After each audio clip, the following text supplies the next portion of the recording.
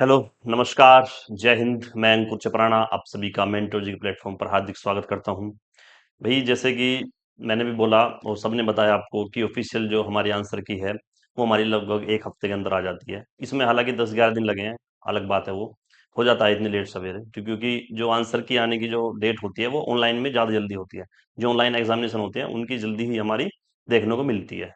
अब बात करते हैं भाई, वीडियो तो आपने सबकी देख ली होंगी, सही बात है। लेकिन सबसे ज्यादा जो कंफ्यूजन है वो दो तीन पॉइंट पर है। मैं ध्यान से सुनना है।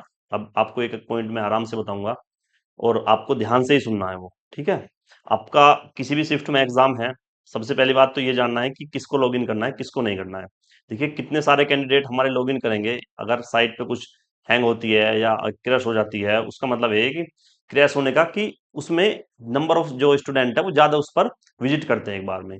तो इन्होंने क्या सिस्टम किया है एक बार कि एक दिन में एक ही जो हमारा जो दिन की आंसर की इन्होंने डाली है। जैसे आज पहले दिन 11 तारीख है, तो जो 23 तारीख को जो सबसे पहले दिन एग्जाम हुआ था उसकी डाली है। फिर कल किसकी होगी, कल भाई 24 वालों की, 25, ऐसे ही फिर वो डे बाई डे चलती रहेगी। क्योंकि थोड़ा सा ट्रैफिक उस पे वेबसाइट पे ज्यादा नहीं देखने को मिलेगा। तो हम बात करते हैं भाई आपको इसमें क्या करना है और आंसर की जो आ गई है उससे आपका क्या आकलन होना चाहिए। ठीक है, सबसे पहली बात यार, तुम दबाव नहीं लेना बिल्कुल भी मानसिक रूप से। जिस बंदे के जितने भी नंबर बन रहे हैं, 100% श्योर है कि उसके एक दो क्वेश्चन, तीन क्वेश्चन भी कम बन सकते हैं इसमें। ठीक है, ये आप पहले से ही मान के चलना। कभी आप बोलो कि सर मेरे तो आंसर के आने के बाद 4 क्वेश्चन गलत हुए हैं, 3 गलत हुए हैं, वो हर बंदे के साथ हुआ है। ठीक है, आपके साथ कोई अलग से नहीं है, वो हर बंदे के क्वेश्चन इतने गलत हुए हैं। आपको काम क्या करना है भाई, जो 23 तारीख के जितने भी बंदे थे, ठीक है, जो 23 तारीख के बंदे थे, हमें सबसे पहले इस नोटिस को देखना। इस नोटिस में है कि हमारे जितने भी 23 तारीख को जिसका भी एग्जाम था, प्रथम और द्वितीय, जितने दोनों शिफ्ट में, उसकी उत्तर की है या आंसर की है वो 11 तारीख को आएगी, मतलब आज आ चुकी है वो रात से। ठीक है, और 15 तारीख तक वो हमारी रात 12 बजे तक वो रहने वाली है। किसके लिए? कि जो भी हमारे आपके डाउट हैं या आपको लगता है कोई उत्तर हमारा गलत है, कोई क्वेश्चन गलत है, या किसी में दो ऑप्शन है, तो वे सबके उन्होंने प्रूफ के साथ मांगा है। अगर आपको किसी भी क्वेश्चन में डाउट लगता है तो फ्री ऑफ कॉस्ट, इसमें कोई पैसा आपको नहीं देना। आपको एसएससी की तरह इसमें 100 रुपए नहीं देने पड़ते क्वेश्चन के। ठीक है, और दो तीन बातें हैं, मैं अभी आपको लास्ट तक वीडियो में आप देखना तो मैं आपको क्लियर कर दूंगा कि आंसर को कैसे चेक करना है। अगर आपके बस का नहीं है, कुछ डाउट है आपको, तो आप रहने देना है। ठीक है, ऐसा नहीं करना है कि आप हड़बड़ी में कुछ भी इस पे डाल दो और फिर बाद में दिक्कत होने लगे। फिर बात करते हैं भाई 24 तारीख की। 24 तारीख की आने वाली है हमारी 12 तारीख को। वो जो 25 तारीख में दोनों शिफ्ट हुई थी उनकी 13 को, और 30 वालों की 14, और 31 वालों की 15। लेकिन ये डेट ध्यान रखना, अगर 11 तारीख वाले के जिसके आंसर की आई है उसको 15 तारीख तक आपत्ति कर सकते हैं उसमें बस। ठीक है, उसके बाद आप इसमें आपत्ति नहीं डाल सकते हो। 11 तारीख वाले जिसकी आंसर की आई है, ठीक है, वो 15 तारीख तक डाल सकते हैं सिर्फ। ठीक है, ये मैंने बात बताई आपको आंसर की। अब इससे रिलेटेड कुछ बात मैं आपको बता देता हूँ भाई, आपको क्या ध्यान रखना है। देखना भाई, जिस बच्चे का, जिस भी बच्चे के कोई क्वेश्चन डाउट में है, आपको सबको पता है कि कौन सा, क्योंकि आपने एनालाइज किया है, किसी भी चैनल से किया है, आपको पता है, उन सर ने भी आपको बताया होगा इन क्वेश्चन पे डाउट है। तो अगर आप उन क्वेश्चन को नहीं आपत्ति दर्ज करा पा रहे हैं तो फिर उसकी टेंशन मत लेना कि सर मुझे तो नंबर नहीं मिलेंगे। अगर किसी ने भी उसकी आपत्ति दर्ज करा ली है, इसका मतलब जो भी फैसला आएगा उसको उत्तर सही करें, उसको नेगेटिव काटें या उसको क्वेश्चन को बिल्कुल नेगलेक्ट कर दें क्वेश्चन पेपर से, वो सारे प्रक्रिया वो हमारी भर्ती बोर्ड के हाथ में है और वो सबके साथ होगा। मान लिया किसी का 23 तारीख को पहली शिफ्ट में दो क्वेश्चन गलत है। अब 23 तारीख में मान लिया आपका एग्जाम था, आपके एग्जाम के गलत क्वेश्चन को आपने आपत्ति उसकी दर्ज नहीं कराई और फिर उसको नंबर दे दिया भर्ती बोर्ड ने, तो इसका मतलब वो नंबर आपको ही मिलेंगे, चाहे आपने आपत्ति दर्ज कराई हो या ना कराई हो। अगर नंबर नहीं मिला तो वो किसी को नहीं मिलेगा, चाहे किसी ने आपत्ति दर्ज कराई है या नहीं कराई है। समझ रहे हो इस बात को? तो इस बात की टेंशन मत लेना कि सर प्रत्येक बंदे को हमें जो है ये आपत्ति दर्ज करानी है। भाई, प्रत्येक बंदे को आपत्ति दर्ज कराने की जरूरत नहीं है। अगर आपकी शिफ्ट में किसी एक ने भी आपत्ति दर्ज करा दी है तो बहुत है, सही है।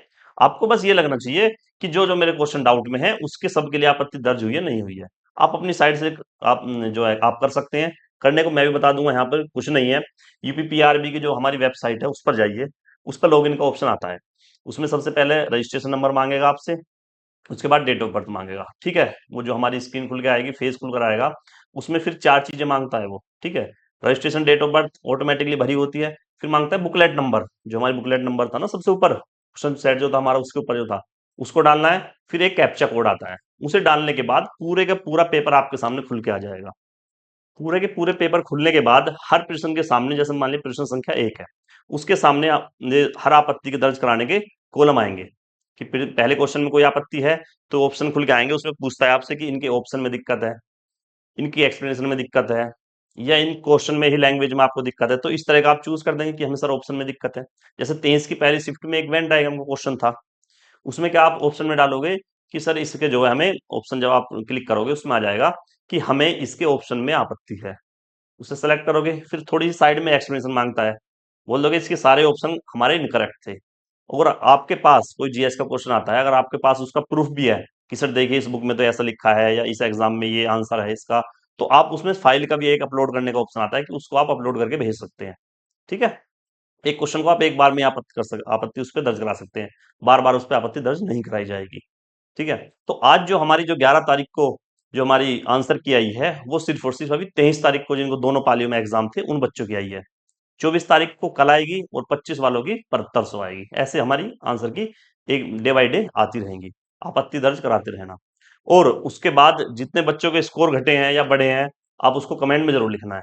ठीक है, मैं एक प्रूफ के साथ और एक वीडियो ला रहा हूं आपके लिए कि आंसर की आने के बाद, या आप बोलते हैं ना कि एवरेज बंदा जो यूट्यूब के उस पर कमेंट करता है कि सर 30 तारीख की पहली पाली में तो 200 नंबर जो हमारा रोइस को वो है एवरेज नंबर है, तो इससे कम तो मेरिट नहीं जानी है। मैं सबूत के तौर पर आपको दिखाऊंगा कि कितने बच्चों ने इस पे विजिट किया है, कितनों ने इस पर अपने आंसर की चेक करी है और उनका एवरेज संख्या क्या है। ठीक है, वो नेक्स्ट वीडियो में आने वाली है। सारी पोल खुल जाएंगी इसमें कि किस बच्चे ने कितना झूठ बोला था। समझ रहे हो ना, किस बच्चे ने कितना झूठ बोला था और वो यूट्यूबर आपको किस आंकड़े के साथ गुमराह कर रहे हैं। और आप कमेंट कर सकते हो, कमेंट जो बॉक्स हमारा ओपन है, ऑफ नहीं होगा। गाली दे सकते हैं, प्यार भेज सकते हैं, सेटिस्फाई हो सकते हैं, सेटिस्फाई नहीं भी हो सकते हैं, आपकी मर्जी है।